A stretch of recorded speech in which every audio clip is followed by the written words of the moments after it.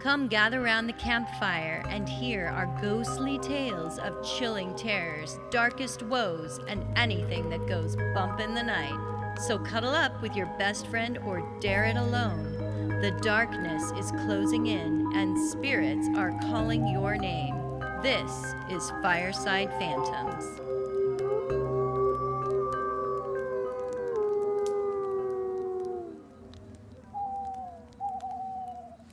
I'm going to be doing a very famous story, one that has been passed down through the ages, and everyone knows and loves this story so much because it is quite fascinating. It is a famous murder story, but it's also a haunting story, and I'm not sure that many people know the haunting part of the story. So I'm going to tell you the whole story of the murder, and then I'm going to tell you the haunting that comes after the murder. Nice. All right. You ready? I'm ready. I'm doing Lizzie Borden. Oh, yes. Yes. That is notorious. It's notorious. She's considered to be the first really sensationalized media story, like before OJ, before, you know, that guy that his wife got murdered by the guy with the one arm. Like, I don't remember his name. But, you know, all of those really sensationalized. This was the original. This is where that all started. It was Lizzie fucking Borden. I love it. Yeah. She's great. It's a fantastic story. Lots of twists and turns. And then the end is even more twisty and turny with the paranormal part of it. So Lizzie Andrew Borden was born on July 19th, 1860 in the small town of Fall River, Massachusetts, which is just a few hours south of Boston. In fact, it is quite close to Providence, Rhode Island, like suburb close, like a 20-minute drive close. Her parents were Andrew Jackson Borden. He was a successful businessman in manufacturing, property development, and banking. He was worth about $300,000 at the time of his death, or in today's money, $8.5 million. $1 million. Her mother was Sarah Anthony Morse Borden. Sarah died in 1863 of uterine congestion and spinal disease, which sounds like it would be very uncomfortable. Uterine congestion? Uterine congestion and spinal disease. So it makes me think she couldn't pee very well. I'm not sure what that is. That's scary. Yeah. A new disease to look up and worry about. Yeah, no. Let's hope that they cured it back in the day. But she was only 39 when she died. But of course, back in those days, that wasn't uncommon, I don't think, for people to die that young. So, no. Yeah. Before her death, Sarah had given birth to 3 daughters. Emma Lenora Borden, who was born in 1851. Alice Esther Borden, who was born in 1856. And of course, Lizzie Andrew in 1860. Lizzie was just shy of 3 years old when her mother died. Poor little thing. I know. On a side note, her middle sister Alice died in 1858 of hydrocephalus, which is water on the brain. Alice was not quite yet 2 when she died. So they experienced a lot of tragic death in the Borden family. Yeah, they had some congenital fluid issues. Yeah, apparently they did. 3 years after Sarah's death, Andrew remarried Abby Durfee Gray. Abby was already in her 30s when she married Andrew, and it is widely believed that the marriage was one of convenience. Andrew needed a wife, and Abby didn't want to be a spinster anymore, so she accepted the proposal and became Andrew's second wife, and Lizzie and Emma became her stepchildren. Lizzie was roughly around 6 when her father married Abby. Okay. Lizzie pretty much didn't know her biological mother, and so Abby was probably the only mother she really knew. Right. Okay. And she's starting to develop her personality at 6. Right. The Bordens lived at 92 2nd Street in Fall River, Mass. Even though they were quite well off and they could have afforded it, they did not have running water or electricity in their home. The girls were also kept on a short leash by their father and were only allowed to go to school and church, which led to some social frustration on the girls' part. They were given small allowances to spend and not much else. Lizzie would just shoplift for the items she would need, and then the stores would just bill her father for what she took. Oh my God, smart kid. Right? This was an allowance the stores made because the Bordens were a family of high social class. Nice. Yeah, I wonder if they would do that today. Probably not. They'd be like, no. No, they would do like, just wait here while we go in the back while they're calling the police. Right. Yep. Despite Andrew's frugal ways, they did have servants help them in the home. One of these servants was a young girl named Bridget Sullivan, but the sisters nicknamed her Maggie. She was an Irish immigrant that lived and worked in the home. Lizzie and Emma were close with Maggie. However, with Abby, their stepmother, they were not.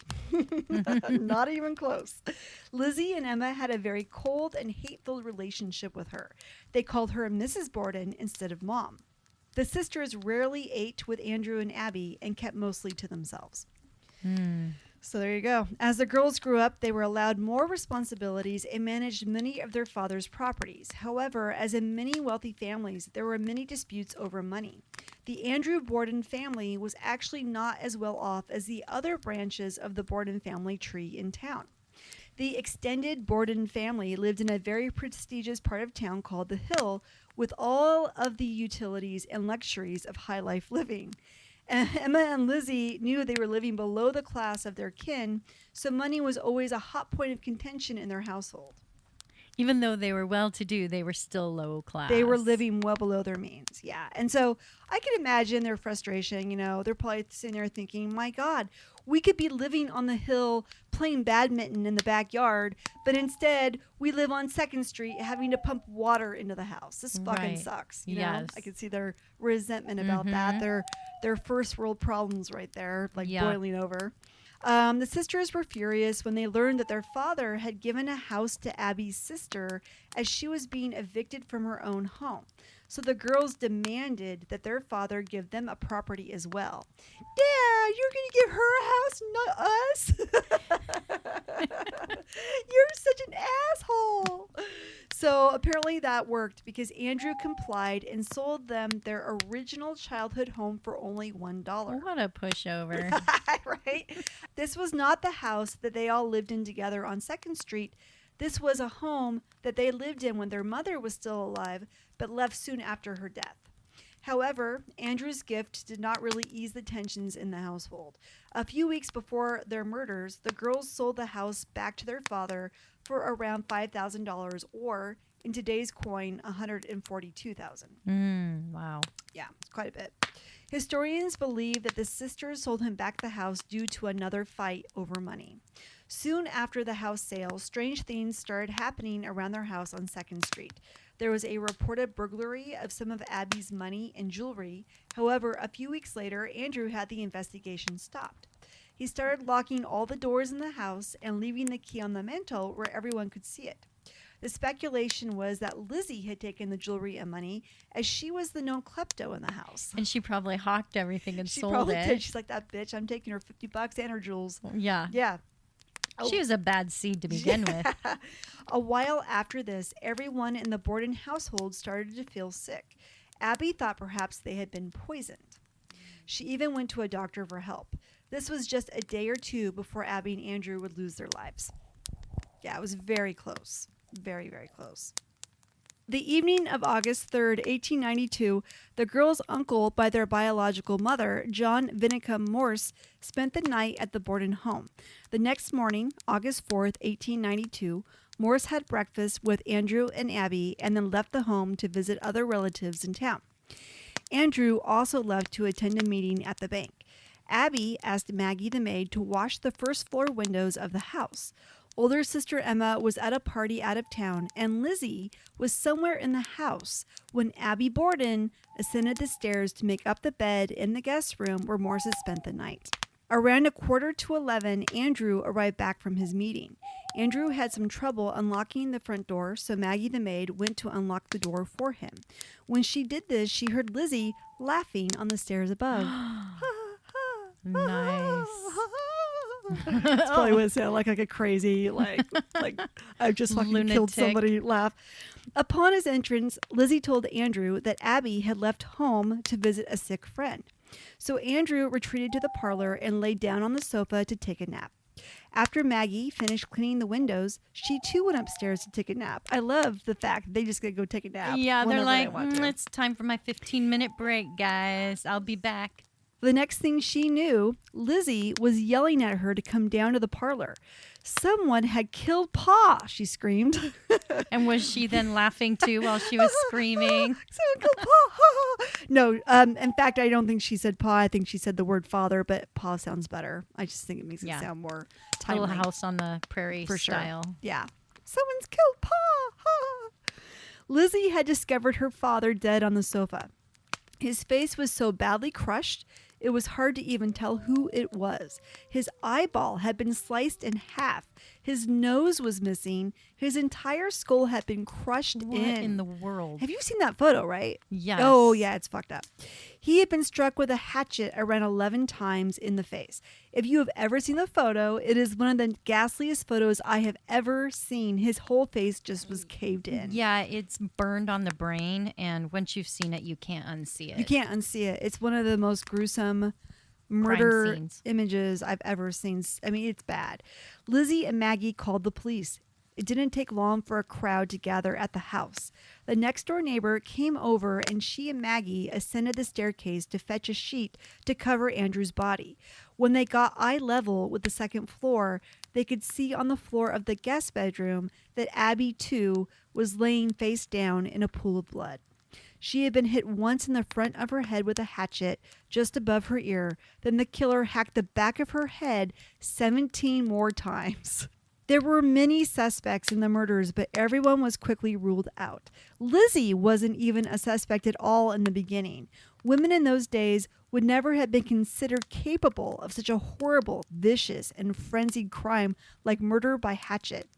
In fact, if a woman was going to commit a murder back in those days, everyone believed poison would be the murder weapon of choice. Poison.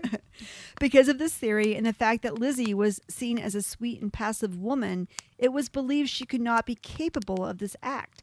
Andrew Borden, on the other hand, had a lot of enemies and was considered to be a ruthless businessman. So it was immediately thought that the murders were committed by someone outside of the home.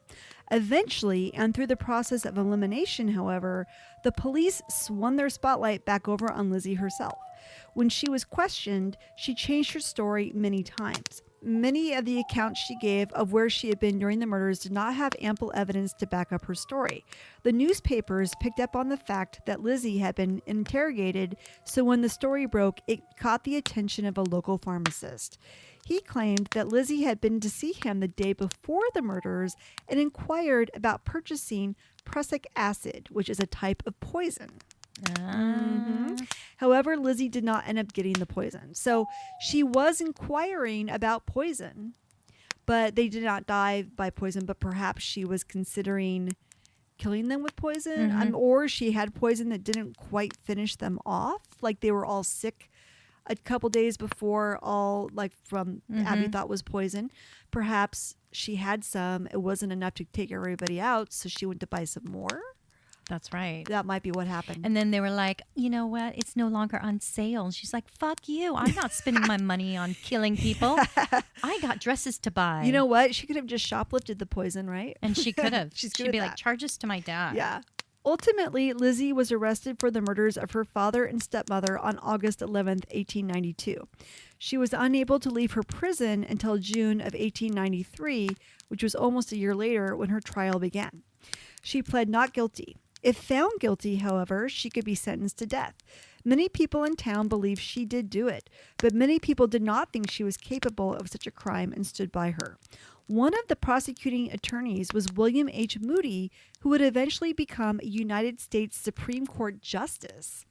Ooh. Yeah, it's pretty big dude. On the defense side was the former governor of Massachusetts, George D. Robinson. So she had a pretty heavy hitter defending her as well. The trial of the century, Carol, did not disappoint. The prosecution built their case on the fact that Lizzie had a motive. She would stand to inherit a great deal of money with her father and stepmother dead. She hated her stepmother, and she had the opportunity to commit the crimes as she had no alibi during the murders. Sounds like a shut case to me, Holly. Me too. Burn her at the stake. Let's get her. One point that the defense made was that there was no blood found on Lizzie when the police arrived. The prosecution countered this point when a witness testified that she saw Lizzie burning a dress a few days after the murders. Lizzie claimed the dress was covered in paint and that she had to destroy it. Her big sister Emma backed this up on the stand and even suggested she told Lizzie to burn the dress. But at one point, one of the attorneys knocked over a sack that was sitting on a desk. 2 skulls rolled out of the sack. They were the crushed skulls of Andrew and Abby Borden. When she saw the skulls, Lizzie fainted dead away and the courtroom gasped in horror. When the trial ended, the judge gave a quote-unquote charge to the jury, directing them on what to do next. The charge he gave to the jury, per many historians, was pretty much an order to just acquit Lizzie. Like a, come on, you guys, you know she's innocent type directive. On another note, the judge that gave this charge had been appointed to the bench by former Massachusetts Governor George D. Robinson, who of course was one of Lizzie's defense attorneys. Crook. No conflicts there. The jury, who was made up of all men, had their decision made within 10 minutes, though they stayed out for an hour. Lizzie was found not guilty, acquitting her of the murders. Lizzie put her head down and wept upon hearing the verdict. Though her acquittal was celebrated in New Bedford, where she was tried, she was ostracized from society when she returned to Fall River. 6 months after her acquittal, Lizzie and her sister Emma sold their house on 2nd Street and moved on up to the east side. They bought a big, beautiful house on the hill where the rest of the prominent people of Fall River resided, as well as their own boarding kin. Finally, they get the prestigious life that they deserved. Lizzie named their new home Maplecroft. I love it. Isn't that great? Very elegant. Yes. After their move into the house on the hill, Lizzie started going to the theater and hanging out with actors. She became very good friends with one particular actress, Nance O'Neill, and threw parties for her in their Maplecroft home. It was rumored that Lizzie and Nance were engaging in a romantic relationship. Big sister Emma did not like the lavish parties that Lizzie was having, nor her relationship with Nance, and eventually moved out. Emma ended up moving to New Hampshire, and the sisters never spoke again. Whoa, that's a big break. Yes. Media continued to cover Lizzie's every move for most of the rest of her life. Of course, they would always cover the anniversary of the murders. And when Lizzie died in Fall River in 1927, it made headlines again. Her sister Emma, strangely enough, died 9 days later in New Hampshire. So the paranormal tie to the Lizzie Borden case is actually quite interesting. And of course, I'm going to reference the Dead Files again. Of course. Of course. My show. Would you just have Holly on your show? Please Come call on, me. She's your biggest fan. So Amy, the psychic medium, and Steve, the homicide detective, went to the Lizzie Borden house where the murders occurred, which is still standing and is now a bed and breakfast. Oh, that is such a delightful thing to eat and sleep in such a that murder house. In that house. The owner of the bed and breakfast said that she had some paranormal experiences in the home. She claimed that at one point she was in the house when she felt like she had been hit hard in the chest.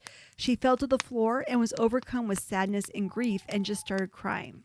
She couldn't even get up off the floor. She had to call an employee to help her. She spent the night in her car and did not come back into the house until the next day. She also, Carol, found hundreds of flies in one area of the house, just like Amityville. Just like Amityville, right? Guests had also claimed to see tall shadows in the house. The night manager also claimed to see a tall, dark shadow in the master bedroom. He said he saw a tall black mass that moved across the wall and disappeared. He felt like it was watching him and that it was overbearing. So there's some weird shit going on in that house.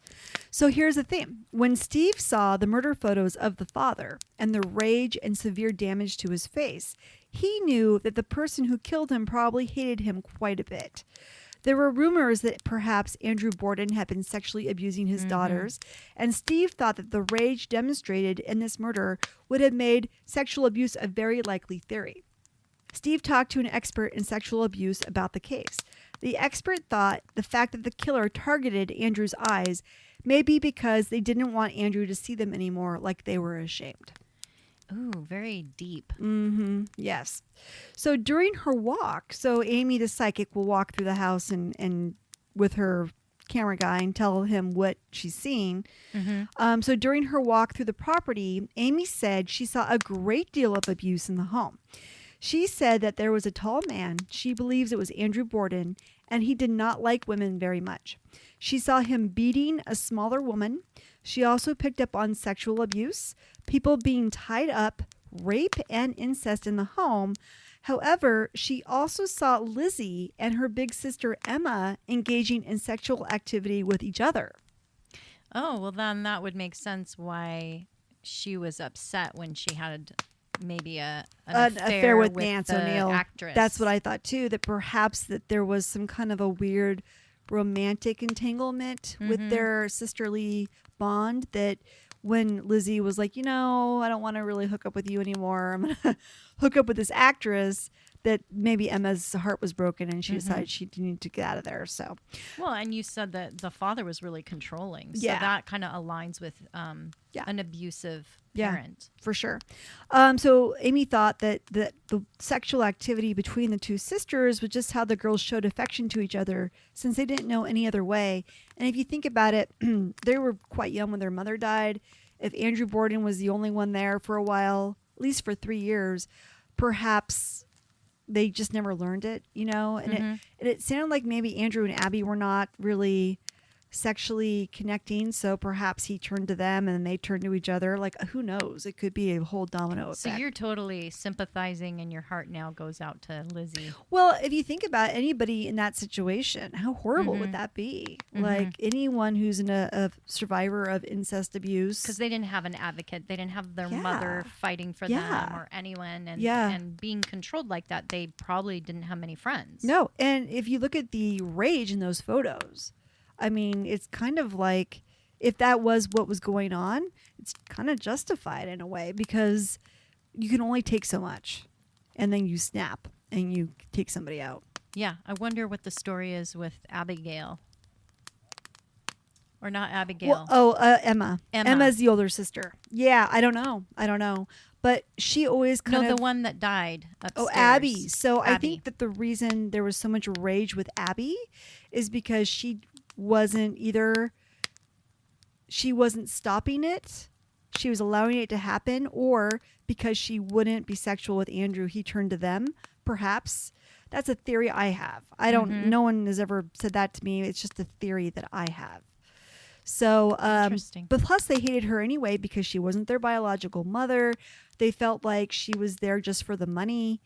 There's a lot of reasons that they did not like her. So I think it could be, a mixture of things. But yeah. So Amy claims what she saw was a woman crawling on the walls and scratching at the walls. She saw her seep through the vents in the ceiling. Ooh, creepy. Isn't that creepy? The woman was breathing and growling and trying to make other people go crazy. She claimed this woman can make people see things and manipulate their emotions. Amy had a sketch done of the crazy woman she saw in the house. It was spot on for Lizzie Borden. Okay, but Amy must have known the story of Lizzie Borden. I don't know. I think she probably did, but she said she did not know what Lizzie looked like. And so when she did the sketch, it looks exactly like Lizzie Borden, like spot on. It was pretty awesome. Now, of course, it's TV, so maybe it's all bullshit, but I'd like to believe that it's true. That's awesome. We'll go with true. Amy believes that this insane woman is the part of Lizzie Borden that suffered the abuse and had to split off from Lizzie's main personality. This aspect of Lizzie is stuck in that abusive state and cannot process it. Therefore, this aspect of Lizzie returned to the house upon Lizzie's physical death because this is the part of Lizzie that committed the murders. Steve asked Amy if this crazy part of Lizzie is what is haunting everyone in the home, and Amy said yes.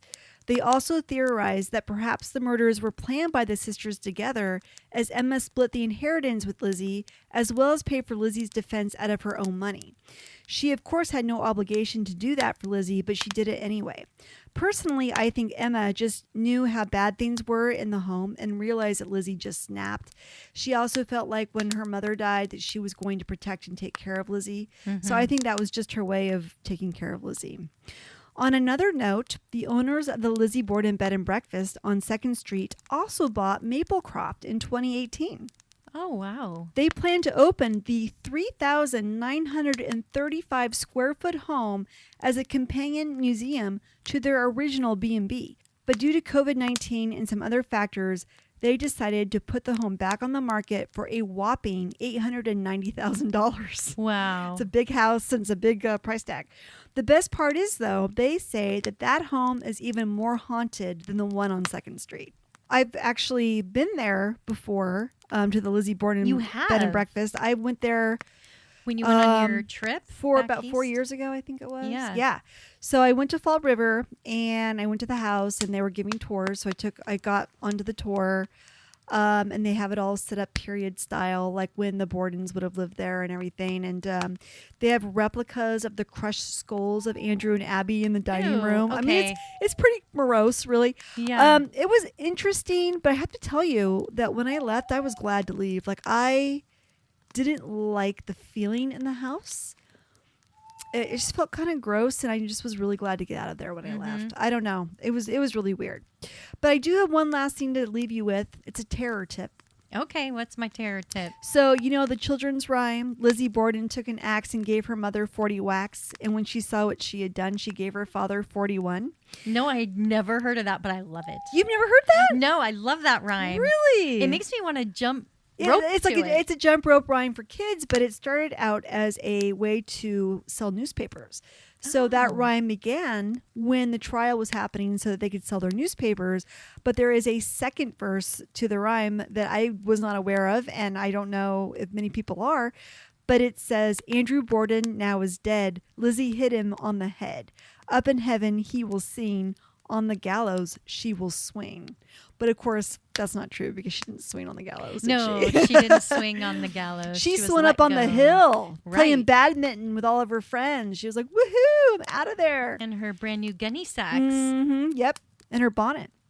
So that is the story of Lizzie Borden and the subsequent haunting of her homes.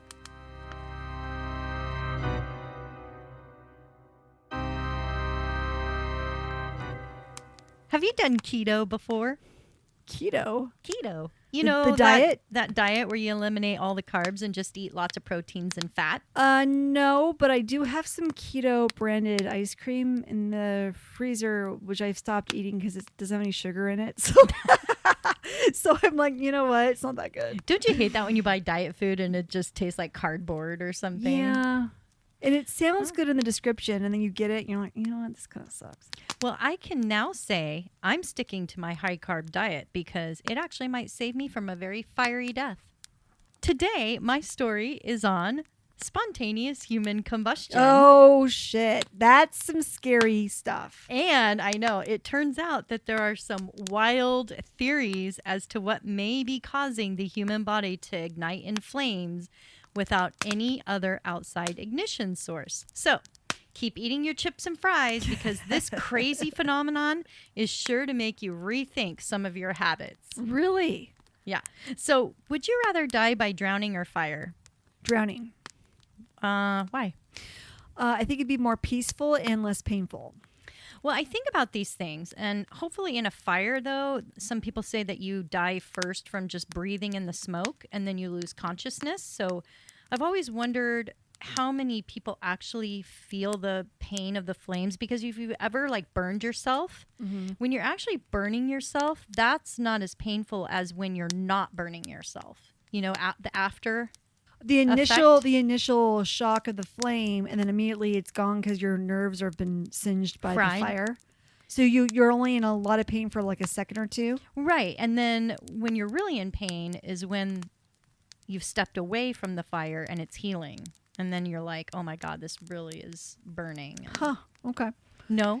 I haven't been on fire that many times. No. So I don't really know. I'm sorry. It's quite the experience. I was always one of those kids that was touching the hot plates. Taking a poker from the fireplace and sticking it up my nose and like jamming it around up in there. Absolutely. God, it really hurts. Spontaneous human combustion, according to a medical dictionary, is a process in which a human body allegedly catches fire as a result of heat generated by an internal chemical reaction, but without evidence to an outside source. Wow, that was a really long run-on sentence. But you told that with such fervor. I was really impressed. There have been 200 cases reported throughout the world, and most scientists are reluctant to accept this as a real cause of death. It can't be denied, though, that on these death certificates, the cause of death is by incineration due to a cause unknown. Some of the most common elements of the post-mortem investigation are that the body is almost completely burnt, but remarkably, nearby furniture, walls, and other items were left undamaged. Firefighters say this is odd, considering at high temperatures, most of the room would show a lot of damage from the heat and smoke alone. But most of the damage is limited to just the objects directly touching or in close contact where the person died. Yeah, I've seen some weird pictures after someone has died that way. And like all you see is like their feet.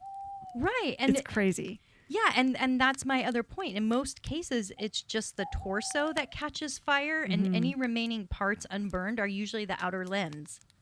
Like, you'll see photos where all that's left are like the hands or the feet or just from like the kneecaps down. Right. And it's spooky. Yeah, it's really weird. It's like they just had like an internal bomb blow them up. Exactly. And usually the victim is alone at the time and was alive at the time of death, but there have been some eyewitness accounts.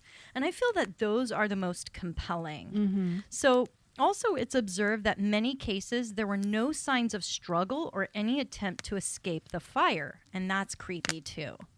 That is. Of course, there was also no cause of an external source of the fire to be found at the scene.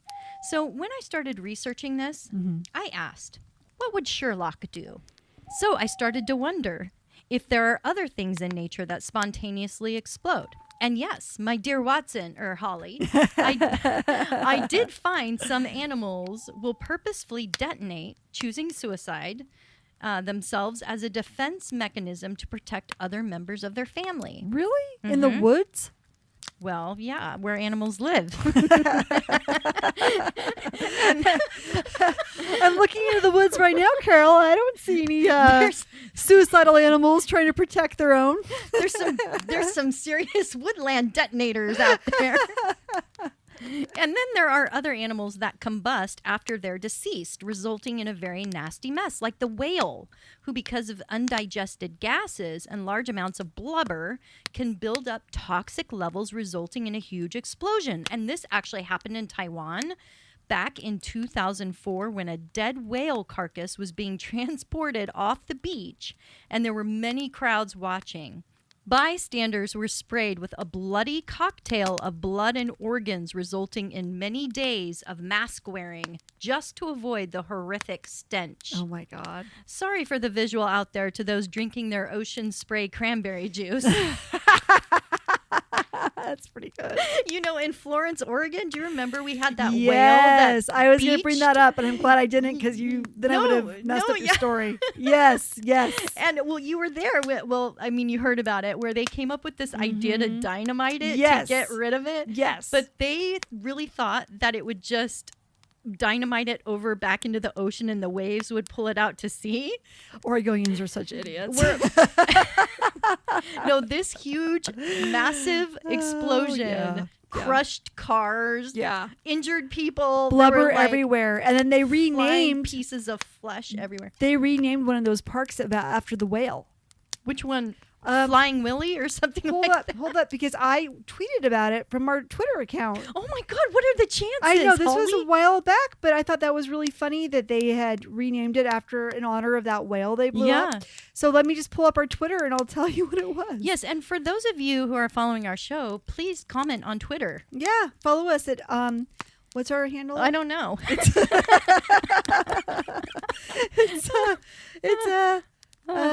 What's our name? Fireside Fans. FIRESIDEPHANS. Oregon Park, named after legendary exploding whale incident. So it's just called Exploding Whale? Memorial Park. Yeah, Oregonians are pretty stupid. If that's all that they could come up with. If you guys want to come to Oregon and stay the night at the Exploding Whale Memorial Park, let us know. We'll meet you down there, and we'll talk to you about the exploding whale, and we'll show you the video of which the whale explodes, because it was on TV. I wonder if the whale haunts the park. Probably. I would too. I'd be pissed. I'd be like, "Moo." There's a curious group of termites who live in the rainforest. There you go, your woodland creatures. Termites. And they carry a backpack-like sack on their bodies that fill up with a type of poison during their lifetime. Like a hobo spider. Yes, like a hobo spider. And when they have to defend their colony, they choose to blow themselves up, showering their enemies with a deadly blue fluid. What? It's a real thing. That sounds terrifying. It is, but it works. And it's usually the old termites that do it because they've lived a long enough life to build up enough toxins. So they just like, peace out, bros. So We're saving the colony. They sacrifice themselves in a noble way. They're like, I've lived my life. Okay, so in Germany, there have been reports that methane gas will build up in cows' digestive system, causing them to unleash exploding farts or flatulence. In 2014, 90 extra gassy cows blew up a building. What? It did. It did. What and year? It actually injured another cow, too, in the process that wasn't gassy. And it just So it was a herd of gassy cows? 90 gassy cows all at once were farting, and they blew up a building. When was this? In 2014 in Germany. Oh, my God. What were they feeding those cows? I don't know, but whatever they're feeding them, they need to examine that because...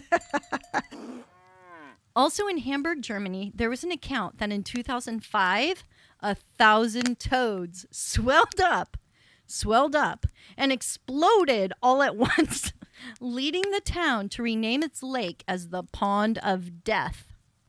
Now, I also had to research plants and stuff. And you know why? Why? Because remember that burning bush and Moses story in the Bible? Yes.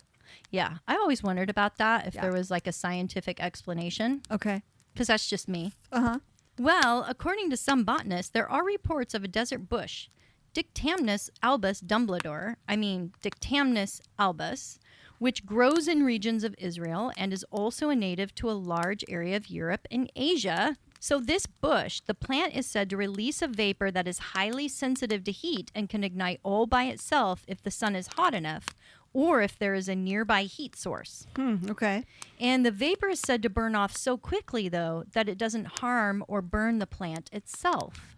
But let's get to the real heat of the subject matter, shall we? Let's generate some heat. And that heat. is human combustion stories. Yes. These stories have been reported all throughout history, and because most feel this phenomenon has already been debunked, I will be focusing mainly on the eyewitness accounts. Okay. Cool. These reports have gone back as far as the 15th century. Wow. There was an Italian knight called Polonius Vorstius. I don't know if I said that right. Polonius Vorstius, which was reported by the mathematician Thomas Bartholin as having a very unusual death. According to his account, the knight was enjoying a few glasses of wine with his parents in their home in Milan when he started to burp up fire from his mouth. Wow. Yeah, some accounts said he actually was vomiting up flames. Oh, shit. And to their horror, he ended up exploding in full flames in front of them and died. Oh, my God. There was another unusual case of fire breathing from a lady named Jean Saffin, age 61, who was sitting with her family when her brother-in-law said he saw flames shoot out from her stomach while they were sitting at the kitchen table. Whoa. He said, quote, "She was roaring like a dragon. And the kitchen wasn't damaged at all, just her cardigan." He said that the investigation was never conclusive, but he claims he knows what he saw that day. Could you imagine witnessing something like that? Like, what on earth? It would freak me out so bad. No kidding. As a matter of fact, when I was a kid, I was actually terrified of spontaneous combustion because I've actually, heard it in stories and stuff like that. And Well, the photos alone are terrifying. I think Fantasy Island even had Did an they? episode on it. It was terrifying. That show scared me. I had a lot of nightmares from Fantasy Island. 1938, Maybelle Andrews was attending a grand party with her fiancé when she left the ballroom to ascend a staircase. Eyewitnesses at the party describe her standing at the top of the staircase and seeing a blue flame shoot out from her body and engulf her where she was standing. So it's always these blue flames. Well, isn't that the color of like lighter fluid, right? Like Ew. whenever you see a fire getting started, there's like a blue tint to the Or oil. like natural gas flame yeah, or something like that. yeah. So there was also a story in 2015 of a woman living near the town of Flensburg, Germany, who was seen sitting on a park bench when her body spontaneously lit up in flames. I wonder if she was nearby some cows. No. Maybe. A witness who was nearby rushed to her aid, trying to smother the flames with his jacket, and she was rushed to the hospital but later died. Huh. The investigations say it is possibly a suicide attempt, but again, nothing definite has been ruled on this particular case. Huh. So they couldn't find the source of the fire at all. Right. And one popular theory that debunks this phenomenon is called the wick effect, which states that when subcutaneous fat in a human is ignited by a heat source, like, for example, clothing, it can turn your body into like a burning candle. Oh, jeez. Biologist Professor Brian Ford thinks it's most likely when the human body has a reaction to acetone in the abdominals. And acetone is that stuff in like fingernail polish remover. Oh, yeah. It's highly flammable. Okay. So he soaked some abdominal tissue from pigs in the acetone and built a human-like model and ignited it on fire. It burned down to ashes within just a half an hour. So acetone can be created in the body by alcoholism, Oh, man. fat-free dieting, and when the body is in ketosis. Also, in some cases, it's created by untreated diabetes. So you're saying that if you don't want to die of spontaneous combustion, don't do the keto diet. Well, just to be on the safe side, eat your carbs, people. Yeah, that's right. And most scientists feel that there is likely a source of an outside ignition, but they feel it's hard to find since in most cases the evidence is all gone and all that is left is ashes. It's interesting to note, though, that non-drinkers and people who don't fall into any of these categories have died from spontaneous combustion. So maybe with further research, they might discover it's just the cloud of perfume or cologne they douse themselves in. Wow. Well, you're definitely giving me some things to think about, like, no more drinking, because that can help ignite my possible death this way. Yeah. It'd be a horrible way to go. The gross thing about this combustion aftermath is besides finding ashes, there is a greasy, sweet-smelling substance which some have suspected as being the fatty tissue of the organs dissolved. Gross. Sometimes they even find that the skull has shrunk down to a size of an apple, and that is weird but handy if you wanted to place it discreetly on the bedside table or fire mantelpiece. For those of you who heard our Screaming Skulls episode, you Yes. know what I mean. It's an inside joke, right? Did they have any idea what would shrink a skull? How can you even do that? I don't know. I thought that was just like a fictional fairy tale for... I thought that was just like Beetlejuice. Yeah, exactly. Also, the fact that these flames that shoot out of the body are always blue in color point to an extremely high temperature. It's super difficult to reduce a human body to nothing but ashes. That is why crematoriums have to be completely enclosed and burn at 3,000 degrees in order to reduce the body to ashes. Damn, that's some high temperatures. So think about that. It's blue flame, Yeah.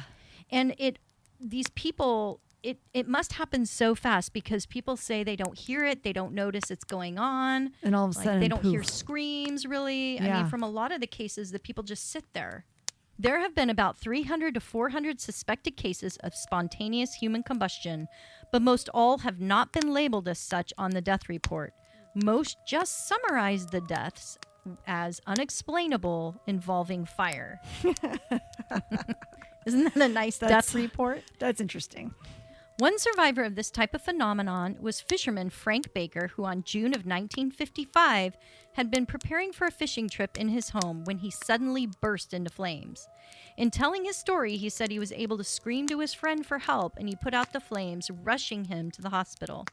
Upon examination, the doctors concluded that the fire started burning inside his body. Wow. What makes this even more weird is that it happened again to him. Whoa. And once more, his friend was there to help smother the fire. That's crazy. So if this story sounds really familiar to you, Holly, it was because it was retold in an episode of the Dead Files. No. X-Files? X-Files. I knew you'd get something files right. You were very close. Oh my God. They did an episode of the X-Files about this? Mm-hmm. Based on this guy. Oh, really? You don't remember the episode? I don't remember the episode. Oh my God, how is that possible? I watched every episode of that TV I know show you like 12 times. memorized that whole show. And you'll love this. And of course, anything that doesn't have a logical explanation, we can always blame the aliens. Yes, the lizard people are here. It's the aliens. Come on. So the fact that these reports say there isn't much damage to the surrounding areas from the intense heat makes me think it could be a highly targeted laser weapon from space. Huh. Okay. You know, like the Death Star So like an alien is using his little laser pointer to zap people. or a Death Star planet. Or the Death Star. Just randomly shooting at humans sitting in chairs like ducks in a pond. Like you and I are right now. It'd be like an arcade game, you know, for aliens. Maybe they can hear what we're talking about and they're getting ready to take us out. Well, it's funny that you said that because there was actually a man in Crown Point, New York, who was watching an episode of The Twilight Zone. And he spontaneously combusted, but nobody knows which episode. Oh, no. The whole thing is truly baffling, especially since our bodies are made of mostly water. Yes, they are. Like So- 80%, 90%. Yeah, so it reminds me of that warning, you know, if you ever started a kitchen fire, don't throw water on it because it makes the fire worse. So there is the general consensus that this whole thing has been debunked, and skeptics say just because the ignition source hasn't been found, we can't logically say fire is spontaneously happening. I mean, that's like saying just because owls aren't delivering your mail doesn't mean somehow, somewhere they aren't doing it, and we just haven't figured out how. Okay, sorry, that was a terrible analogy, but what I'm saying here, Ollie, is I like to keep an open mind, not necessarily saying it's true and not saying it's untrue. So I mean Dickens. The author Charles Dickens was an intelligent soul, and he definitely wrote about it. He believed in spontaneous human combustion, and his book Bleak House actually has a character that died that way. Oh, really? Bleak House. Have you read that one? No, I haven't. I heard it's pretty bleak.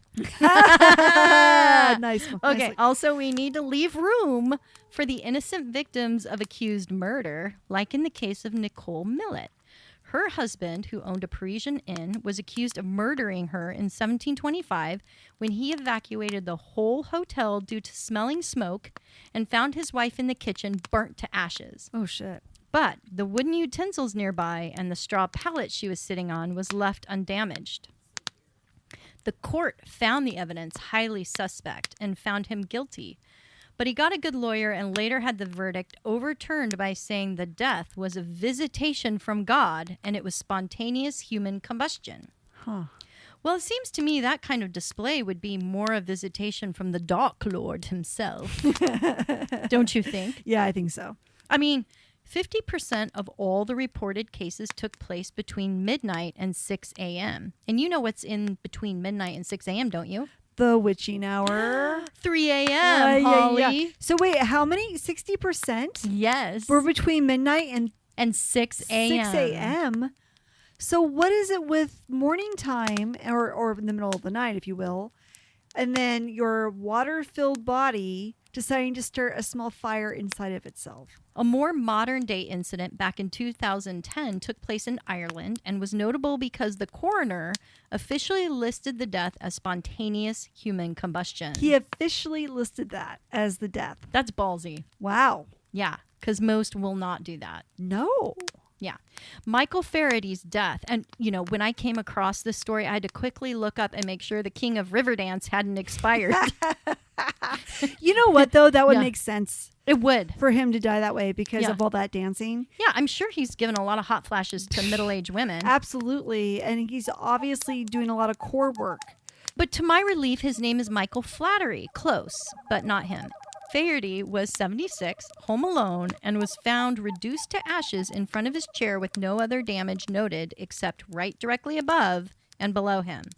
The chair itself was untouched. That's so fucking crazy. After a thorough investigation, they determined that the fireplace in the room did not have any accelerant or flame which would have caused the fire. The fact that there was a fireplace in the room and they still ruled it as spontaneous human combustion is pretty wild. Wow. But more than one investigator said they were completely baffled as to the source, and they agreed. Like, There's no way to explain it. there's no way to explain it. Oh. One of my favorite stories took place in London on the morning of September 13th, 1967, around 5 a.m. Local commuters who were familiar with a local drunk, Robert Bailey, saw a strange blue flame shooting out from his stomach and called the fire department. You know how most of these cases appear that the victim showed no signs of struggle? Yeah. Well, this one is very different. Oh, shit. The fire team said, quote, "When we entered the building, he, Bailey, was lying on the bottom of the stairs, half turned onto his left side, and his knees were drawn up as though he was trying to bend the pain from his stomach. Oh, wow. There was about a 4-inch slit, and the flame was emanating from that, like a blowtorch. It was a Wow. blue flame Wow. There was a slit in his stomach? where the blue flame was. Do you think spewing out. he slit his stomach open to get it out? I wonder. Like, Oh, it's weird. Jeez. Ugh. They tried to use fire extinguishers to put out the flames, and that didn't help at all. Really? Witnesses said he was burning from the inside, Oh, my God. so external smothering of the flames was pointless. He was literally burning from the inside out. Oh, jeez. And the account was very detailed, saying that he was in so much pain that his mouth was found biting down on the mahogany wood stairs where he was laying. And later, in order to remove his body, they had to use outside force to pry his jaw open in order to take away the body. Oh, shit. So that's some pain. That's pretty hardcore. Yeah. Oh, my God. Wow. So I can tell you right now, Holly, if something like that ever happens to me, you can be sure it was the marshmallows as the ignition starter. You know, roasting them over campfires Since we're always sitting so here scary. eating our s'mores. Yeah, I mean, things can light up pretty dang fast if you don't keep the stick moving. Oh, my God. You know how many times I've come so close to lighting myself up on several camping trips? Because you're trying to save the marshmallow from dripping into the Yes, fire. and again, it makes sense. That sweet gooey smell they always say. So you think that spontaneous combustion is just a Marshmallow accident. marshmallow hazard when you're trying to make a s'more?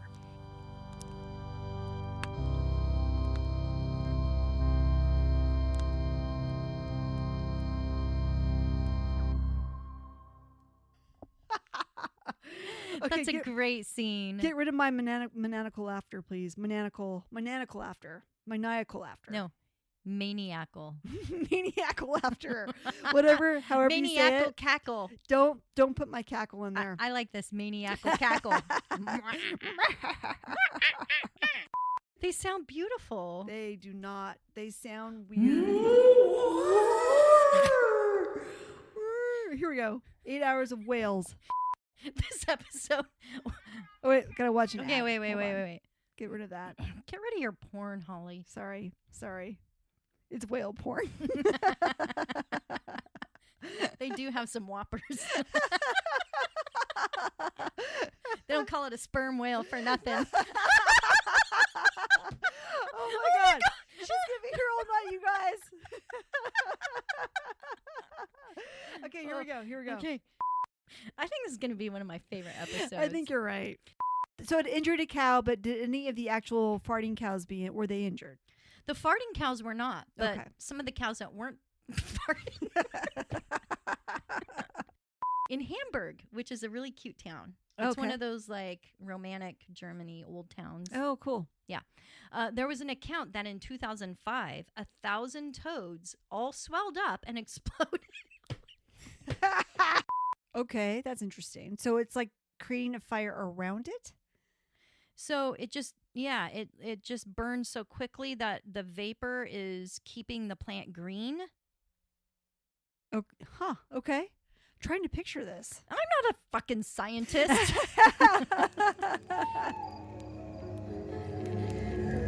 As the flames die down, do remain undaunted. Though all hitchhikers are ghosts, And all dolls are definitely haunted.